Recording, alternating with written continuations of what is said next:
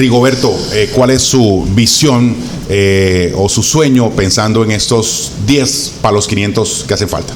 Bueno, ya estamos hablando del concepto de identidad, y cuando hablamos de ellos tenemos que ir pensando en que la ciudad es una ciudad heterogénea, donde hay grupos poblacionales que han ido entrando de una u otra forma, y eso es lo que le da a la ciudad esa característica cosmopolita.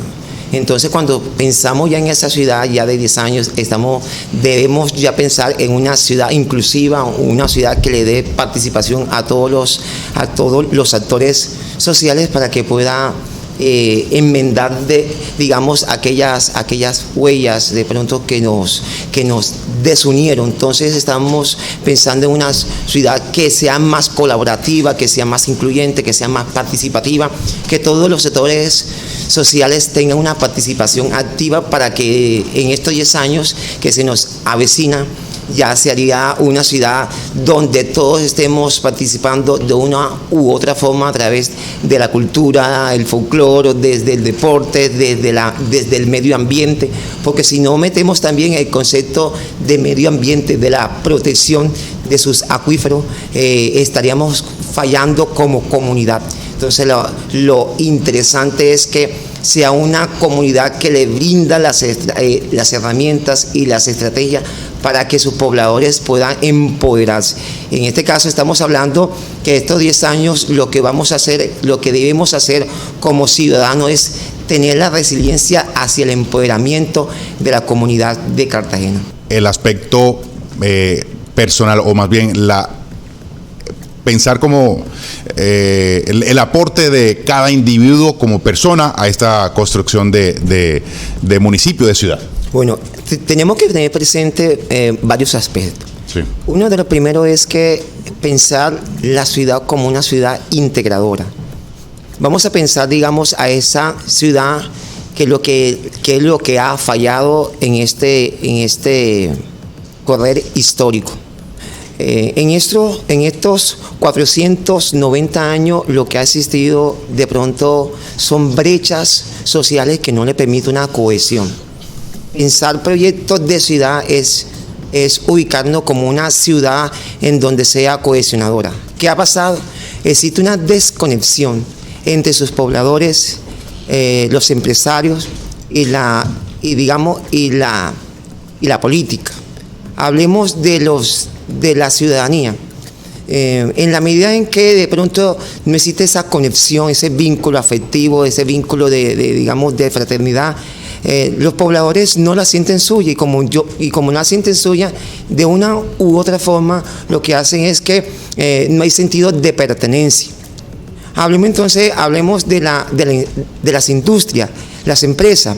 Estas empresas lo que hacen es, bueno, digamos que sirven a un segmento, digamos, a un servicio, pero de pronto no hay esa retroactividad o ese entrega para los pobladores, para que ellos tengan de pronto una oportunidad. Hablemos en este caso ocio. Pensar en ciudad del ocio, en el sentido, simplemente están el centro, el circuito del centro, las playas, pero hasta ahí. No existe de pronto parques que integran, que armonicen a la ciudad sea aglutinado. Pensemos a sus dirigentes, entonces están alejados, digamos, de proyectos de visión. Entonces necesitamos que se vinculen a ese proyecto de visión entre estos tres actores que son importantes para que la ciudad cambie, para que la ciudad se transforme, para que sea más positiva.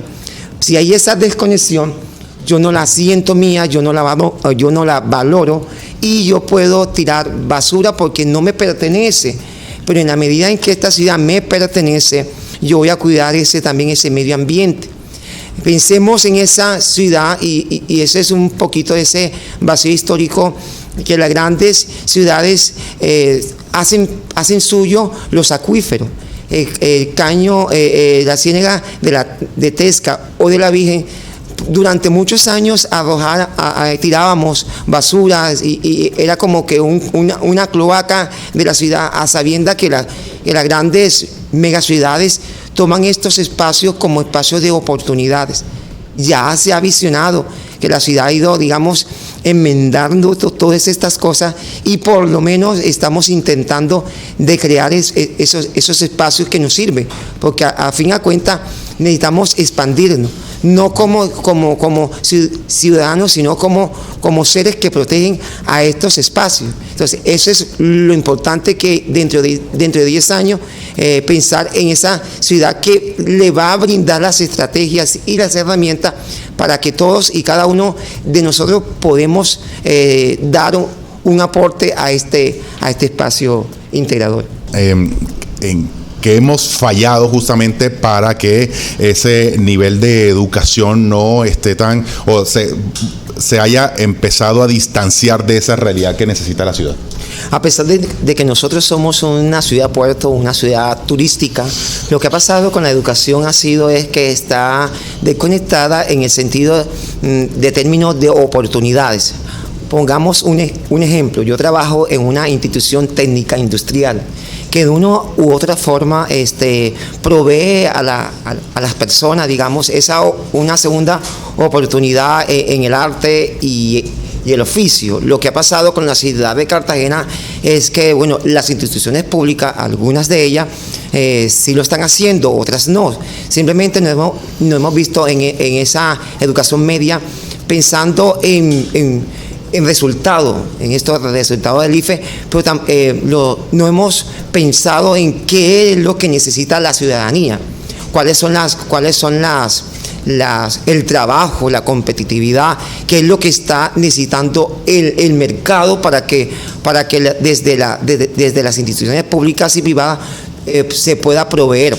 Por ejemplo, solamente está, que es muy buenísima, el SENA, pero entonces pongamos un ejemplo, el Pozón, donde me muevo. Son pocas las instituciones públicas que, digamos, que de una u otra forma le dan ese endamiaje a la ciudad. Entonces, ¿qué pasa con el estudiante cuando solamente son instituciones netamente académicas? Termina el joven y de pronto se estrella contra la pared porque no existe oportunidades, no existe, digamos, un mercado que le permita al joven seguir avanzando más. Entonces se necesitan instituciones públicas que estén respondiendo a todos esos lineamientos, pero que también responda a lo que buscamos como ciudadanos. En este caso, hay especialidades en arte y oficio, y te digo desde donde yo me muevo, industrial. Ahí se hace ebanistería, se hace electricidad, se hace modistería. Son jóvenes que de una u otra forma van a responder a un segmento de la población, pero también es una oportunidad para ellos engrandecerse, para ellos buscar una alternativa de vida, que no solamente nos dediquemos al monotaxismo. De pronto mucha gente se estrella contra eso y no hay más nada que hacer. La ciudad no responde a esos requerimientos que necesita ese joven para salir adelante. A través de nuestro canal en YouTube también han enviado varios mensajes. Quiero decirle que el profesor Rigoberto tiene tiene un club de fans ahí. Bien, muy bien. Isabela, un saludo para Isabela Castro, para Luz Miriam Jaraba, para Pilar Bustos. A todos están enviando un mensaje y también directo al profesor Rigoberto, que están ahí apoyándolo. ¿Usted es profesor de qué, Rigoberto? Bueno, yo soy el profesor de la institución educativa técnica industrial Don Bosco. Hablo porque es una institución que le brinda esa estrategia, digamos. Ella está ubicada un poco alejado de mi ciudad. Estoy en el municipio actualmente de Arjona. Recordándole a ustedes que en el 2002 hice un hallazgo arqueológico para la ciudad de Cartagena. Hasta ahora que un poquito que estoy como siendo como que reconocido. Es un hallazgo arqueológico de zona arqueológica, que es una zona arqueológica conchera para la ciudad de Cartagena. Que es en el Pozón. Es en el Pozón, sí. Me muevo en las aguas de la ciudad del Pozón. En la Ciénaga de la Virgen. En la Ciénaga de la Virgen. Entonces, que es una zona arqueológica para los cartageneros, para que también se incluyan en ese circuito turístico de la ciudad. Las zonas arqueológicas concheras son basura precolombina que datan aproximadamente entre los 4.500 años y 6.000 años antes de Cristo.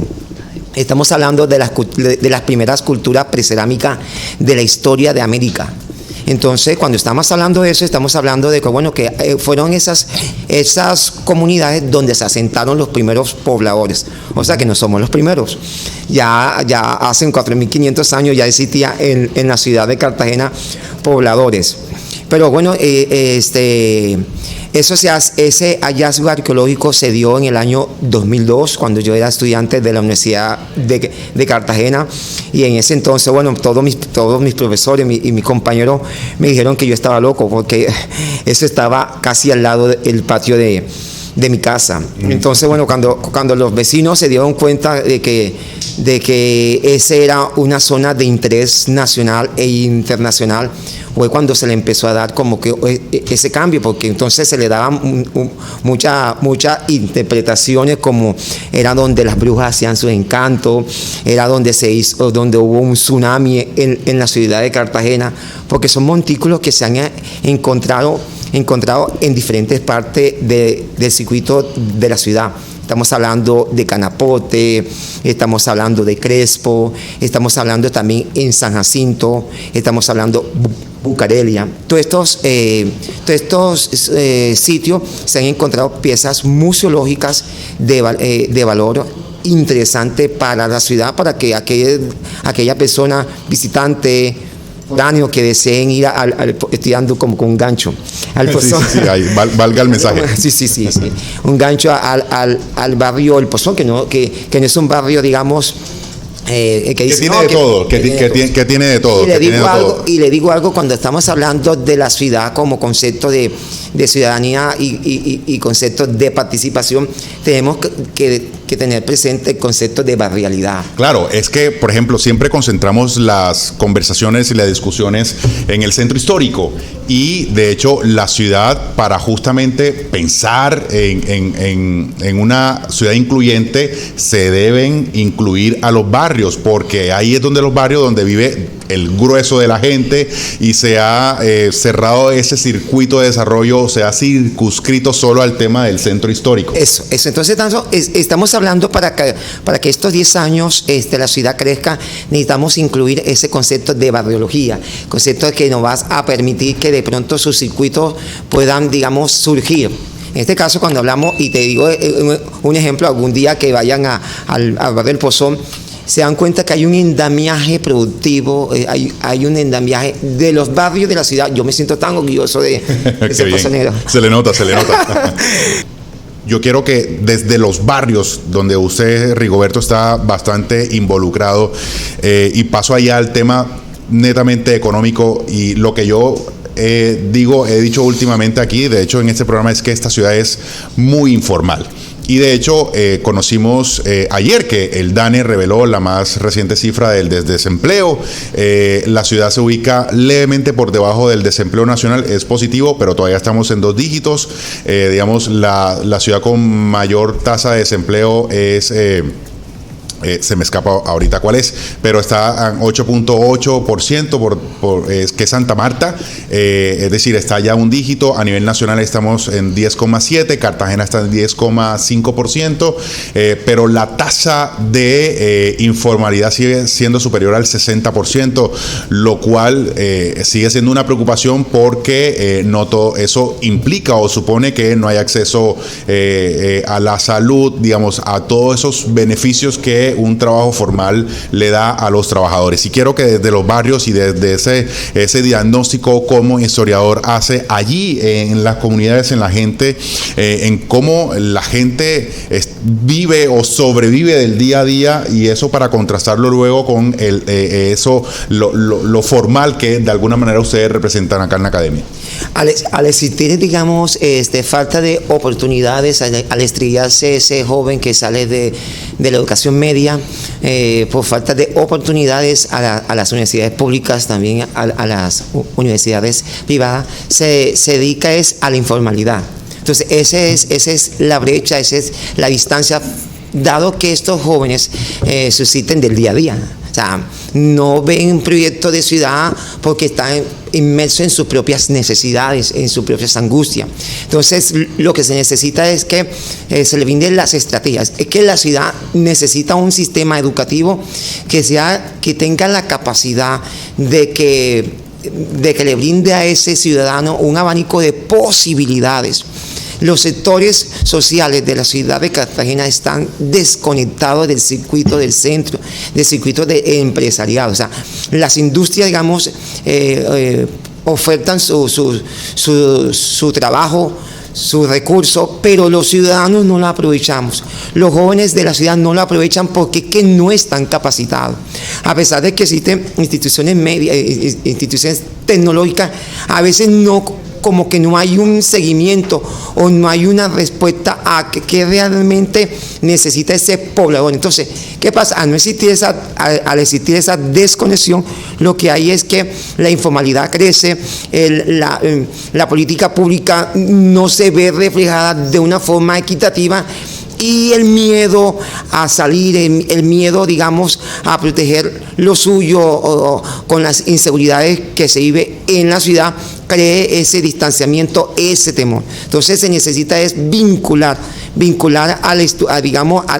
tanto a las instituciones medias y básicas para que puedan entablar y dialogar con ese poblador que se desconoce. La ciudad está, y yo le había dicho al principio, desconectada. ¿Cómo es posible que nosotros como pobladores le hemos dado la espalda a un acuífero tan importante como es la Ciénaga de Tesco, de la Virgen? Ahí empieza toda una pobreza. Si ustedes se van al suroriente de la ciudad, hay una pobreza, digamos, que nosotros los pobladores de ellos también a veces hasta somos como culpables, porque no hemos convertido en pobladores asistencialistas. O sea, queremos que el Estado nos dé y hasta ahí. Pero tampoco nosotros no respondemos. Entonces, ¿qué buscamos? Pobladores, digamos, de estas comunidades y localidades. Entonces, vamos a tener más hijos. Y sabiendo que porque con más hijos tenemos más subsidio, por ejemplo. Más subsidio. Entonces ahí está. Entonces entonces terminamos entablando un círculo de la miseria que no le va a dar un aporte positivo a la ciudad. Así es.